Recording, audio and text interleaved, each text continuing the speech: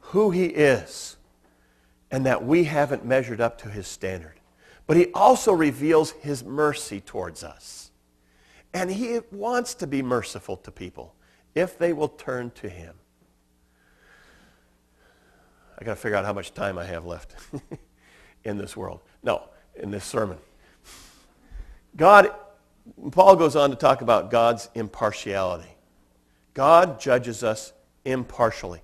He doesn't judge us because he doesn't like us, because we don't have the right face, because we don't have the right size, because we don't have the right family. He judges us all fairly. Now, there is a basic truth to how God judges behavior in this world. The first part of this is that what we do to others, we are doing to God. What we do to others, we do to God, because we are created in God's image.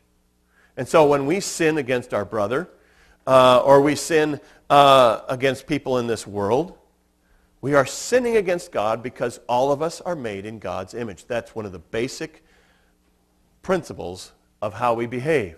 The second part of this is that God, because we are sinning against him, turns those deeds back on our heads. You know, we have lots of partially good phrases like what goes around comes around, and, you know, pay it forward, and cause and effect. We have to realize we are dealing with a personal God who is personally offended, but he judges in truth and he judges fairly. But we also have to realize that God oftentimes just lets the natural course of events take place. You know, if you drive your car down the highway at 120 miles an hour, the natural course of events is that sooner or later you will hit something or that the police will stop you. God lets the natural course of events run.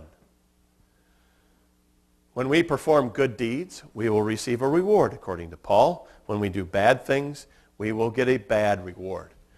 Paul begins his basic understanding of what we do here, his basic theme, that God will give to each person in accordance with what he has done.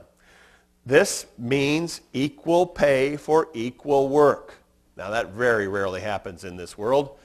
I think all the ladies will agree with that, because men get paid more. But God judges fairly. He doesn't judge by world standards. He judges fairly.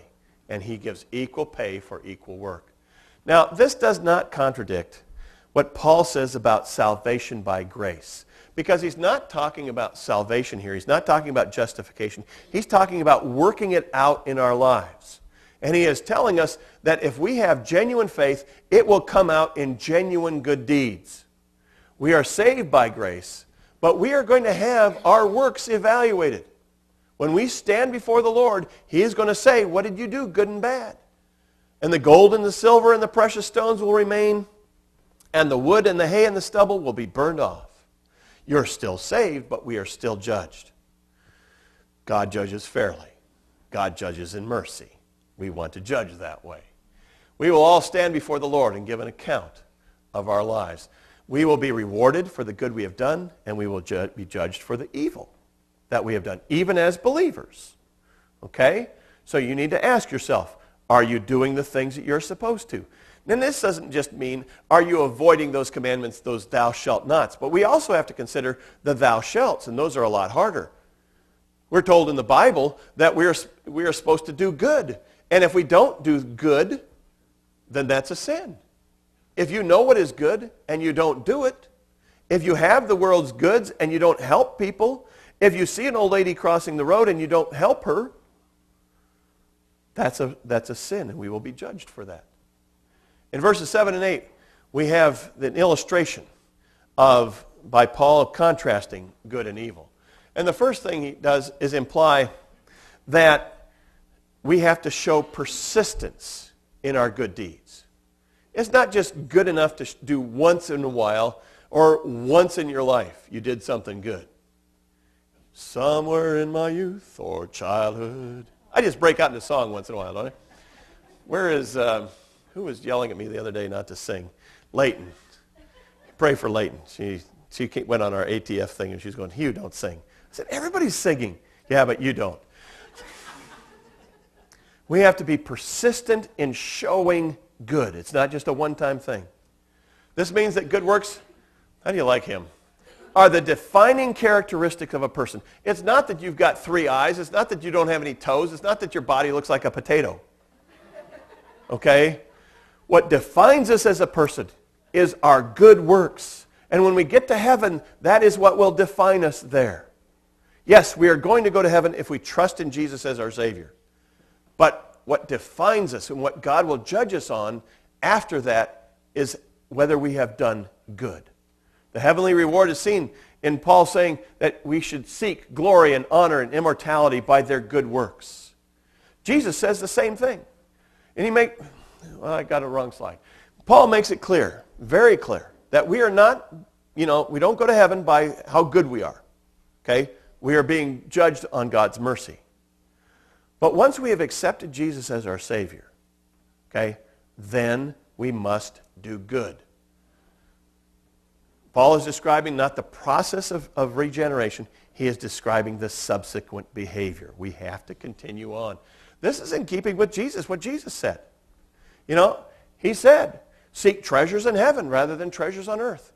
We have to work at our Christian life. We have to work out our faith because God judges impartially. In contrast with those other people, they are judged by their self-centeredness and by their disobedience, and all they receive is wrath and anger. If you want that, God will allow that. If you don't want that, work at good deeds.